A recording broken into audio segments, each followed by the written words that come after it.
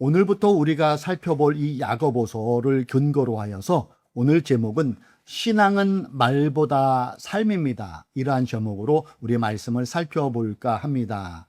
이 야고보서는 어려운 말로 빙빙 돌리지를 않더라고요. 우리가 이렇게 성경을 야고보서를 읽어보면은 한마디로 너희 믿음이 정말 삶에 나타나고 있느냐, 이 하나의 문맥을 가지고 계속해서 이어지고 있음을 보게 돼요.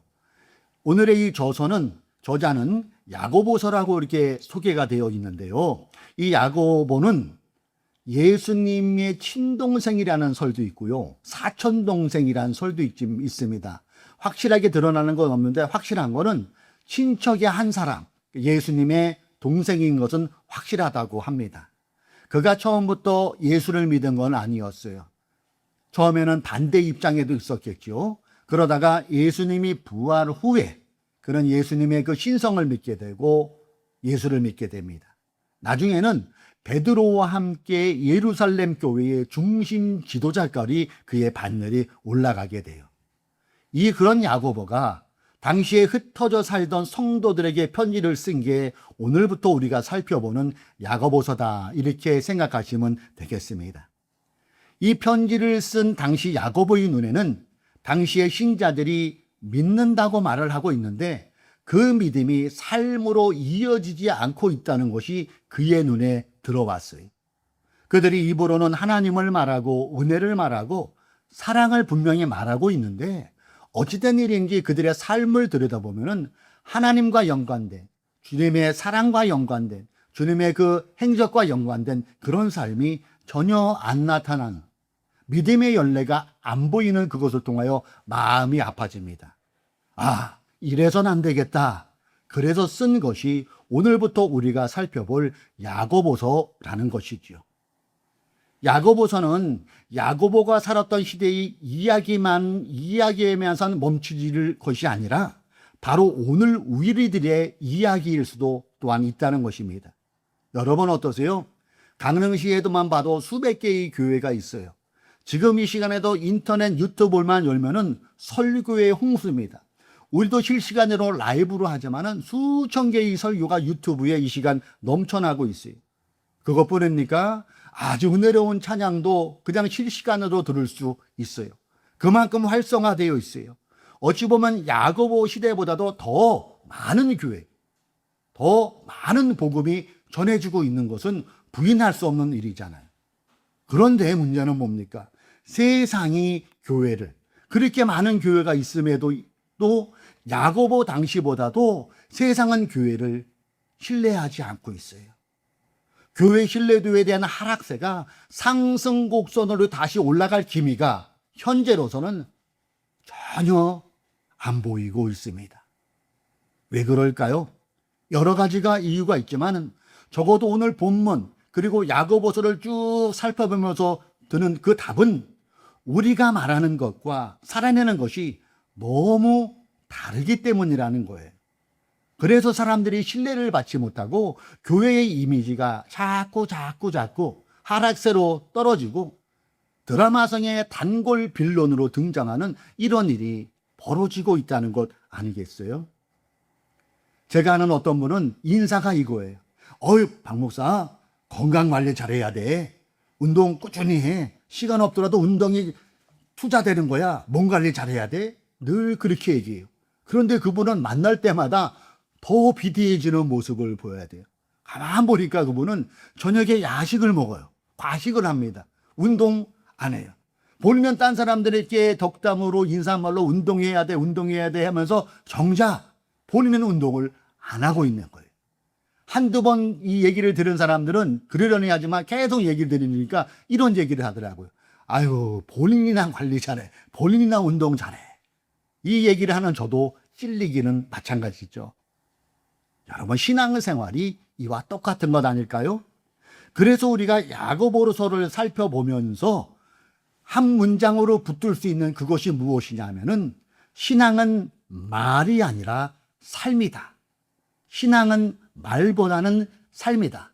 앞으로 우리가 몇 달간에 살펴보면서 마음에 깔고 있어야 될 것이 바로 이 부분이라는 거예요.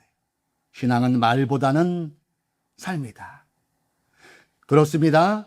이 신앙은 설명도 중요하지만은 복음을 살아내는 게 더 중요하다는 거예요. 그 얘기를 오늘 본문 22절이 표현하고 있잖아요. 노란 글씨 보십시오. 너희는 말씀을 행하는 자가 되고 듣기만 하여 자신을 속이는 자가 되지 말라.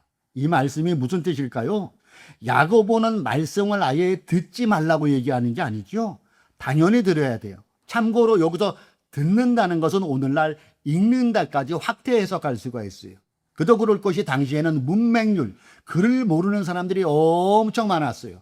그리고 정경이 신약 성경에 만들어지기 전이니까 구전으로 들었겠죠. 예수님이 이런 일을 했습니다. 예수님이 베들레헴에서 태어나셨고 갈릴리에서 이런 기적을 보여주셨습니다. 그들은 주님의 살아있는 복음을 귀로 들었어요.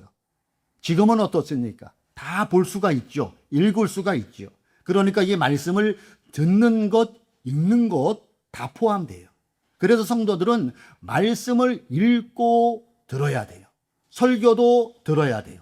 성경을 당연히 읽어야 돼요. 그리고 말씀 앞에 서 있어야 돼요. 문제는 뭡니까? 듣기만 하는 거예요. 읽기만 하는 겁니다. 설교를 들으면서 감동도 잘 받아요. 문제는 뭐라고요? 안 바뀌는 거예요. 바로 이 부분을 당시 야고보는 무서우리만치 지적하고 있습니다. 기분이 나쁠 정도로 얘기하는 거예요. 그것은 너희들이 말씀을 행하는 자가 되고 듣기만 하면 자신을 속이는 것이다. 단호하게 얘기하고 있다는 거예요. 물론 사람이 남을 속이는 것 안 되지요. 그런데 우리가 이 본문을 근거로 해서 본다면은 그보다 더 무서운 것은 나를 속이는 거예요. 자신을 속이는 것이니. 우리는 착각할 때가 많다도요. 내가 주일 되면 교회 가서 예배 드리니까, 나는 그래도 새벽 기도에 가서 기도하니까, 나는 교회 활동하니까 내 믿음이 좋은 줄 알아요. 그럴까요? 그러나 이것은 오늘 본문을 근거로 해볼 때에 착각일 수도 있다는 거예요. 그러면 우리가 교회 다니고 예배 드리고 기도하면은 너의 삶이 예수를 닮아가고 있느냐? 이렇게 물어볼 때는 그때는 또 상황이 달라진다는 거예요. 이처럼 야고보는 이 부분을 가볍게 보고 있잖아요. 그러면서 뭐라고 얘기한다고요? 자기를 속이는 신앙이다. 이렇게 얘기하고 있다는 것이죠. 오늘 함께 예배드리는 사랑하는 성도 여러분, 또 유튜브로 함께 이 설교를 듣고 있는 여러분, 한번 생각해 보셔야 돼요. 야고보서는 다른 사람을 찌르라고 줄인 말씀보다는 나를 먼저 들여다본다는 거예요. 에이, 맞아. 박 목사 말대로 저 사람이 문제야. 저 사람은 맨날 말만 해. 그럴 수도 있지만 더 나아가 누구를 보라는 거예요? 나를 한번 들여다볼 수 있어야 된다는 거예요.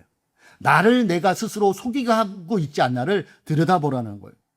나는 말씀을 듣기만 하는 사람인가? 아니면 말씀을 살아내려고 애쓰는 사람인가? 나는 하나님의 은혜를 사모하는 사람인가? 아니면 그 받은 은혜에 순종하려고 노력하는 사람인가? 나는 믿음을 설명하는 사람인가? 아니면 믿음을 보여주려 하루하루 애쓰는 사람인가를 나 먼저 물어볼 수 있어야 되는 거죠. 이 부분을 23절은 거울에 비유하고 있다라고요. 본문 23절을 보세요. 누구든지 말씀을 듣고 행하지 아니하면, 노란 글씨, 그는 거울로 자기의 생긴 얼굴을 보는 사람과 같아서, 행하지 아니하면 이것을 거울로 비유하고 있다는 것이죠. 여러분, 우리가 거울을 왜 봅니까? 머리 잘 됐나, 옷매무새 잘 됐나 보는 거잖아요. 봄에서 끝입니까? 그렇지 않잖아요. 저도 방금 설교 들어오기 전에 머리 한번 보고 들어왔어요.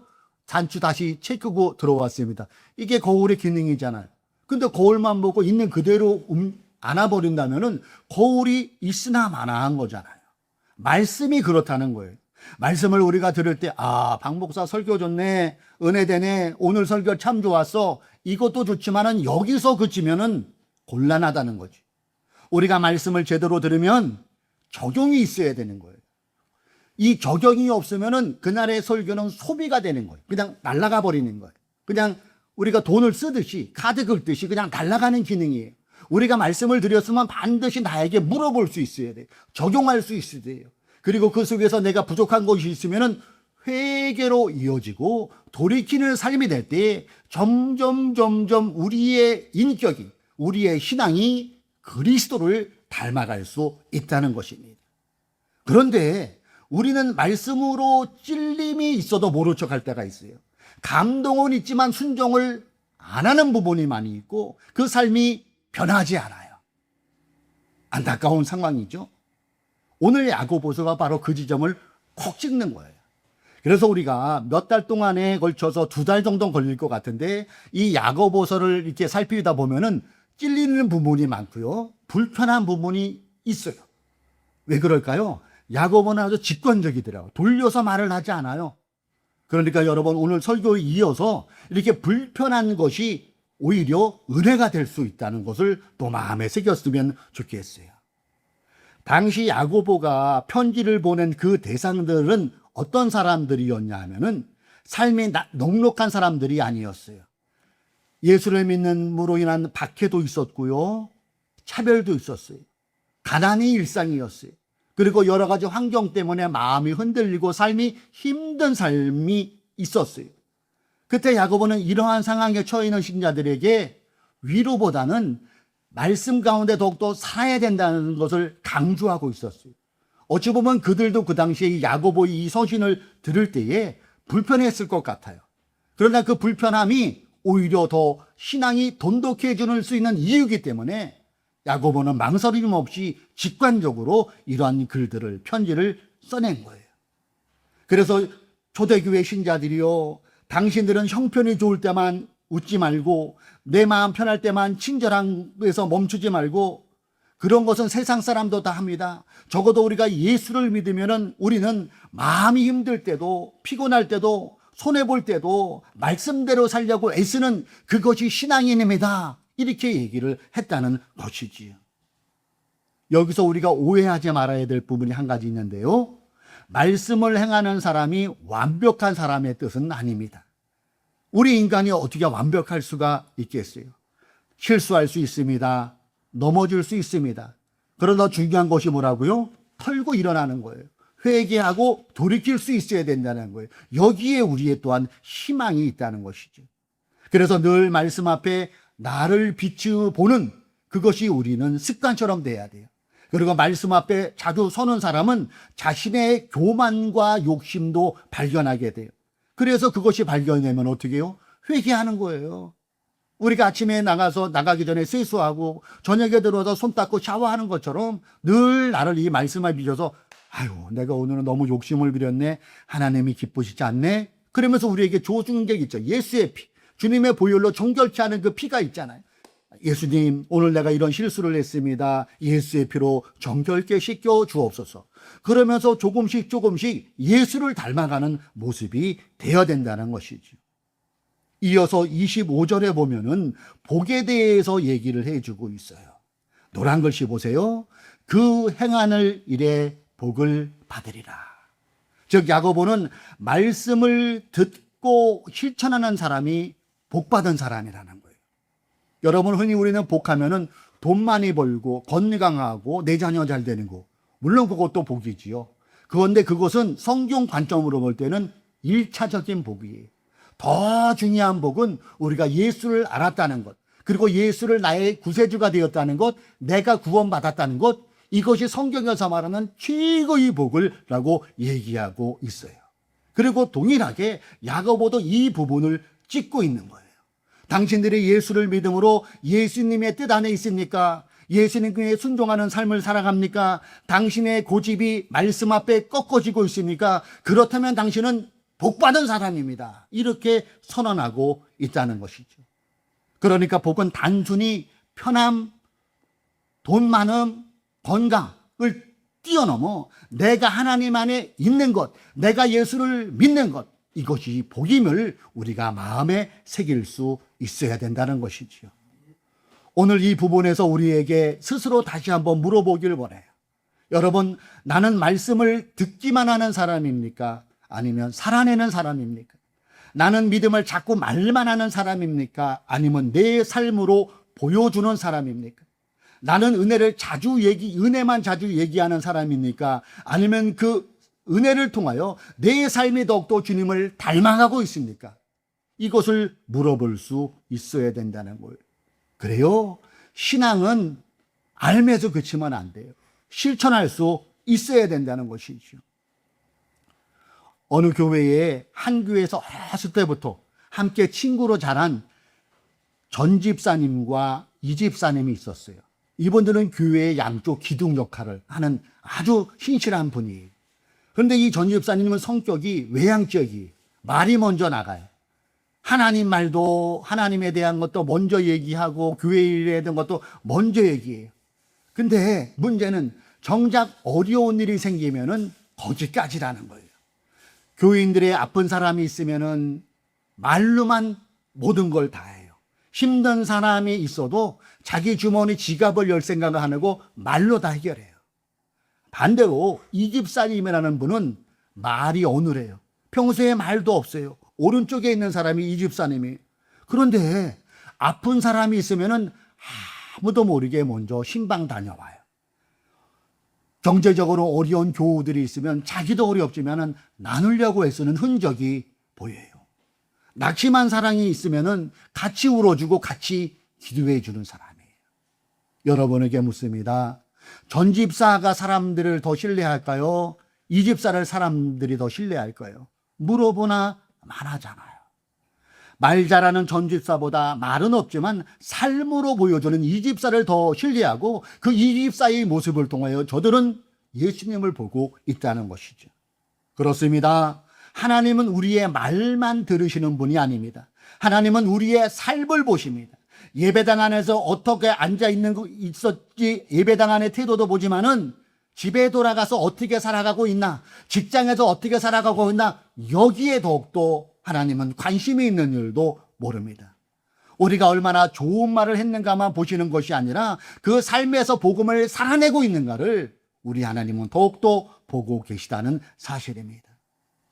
오늘 예배에 나오신 사랑하는 성도 여러분, 오늘 야고보는 우리에게 아주 분명하게 얘기해 주고 있어요. 신앙은 말보다 삶이다. 신앙은 말보다 삶이다. 앞으로 우리가 야고보를 쭉 살펴볼 텐데요. 신앙은 말보다 삶이다는 이것을 마음에 듣고 계속해서 이 말씀을 살펴볼 때에 우리의 신앙이 더욱더 자라나고 우리의 신앙이 더욱더 성숙되어서 우리의 모습을 통하여 예수님을 보여줄 수 있는 그런 삶을 살아가는 우리 사랑하는 하늘뜻 푸른 교회 모든 성도님들 되시기를 주님의 이름으로 축원합니다. 그래서 오늘 설교 제목은 신앙은 말보다 삶입니다로 정해 보았습니다. 기도하시겠습니다.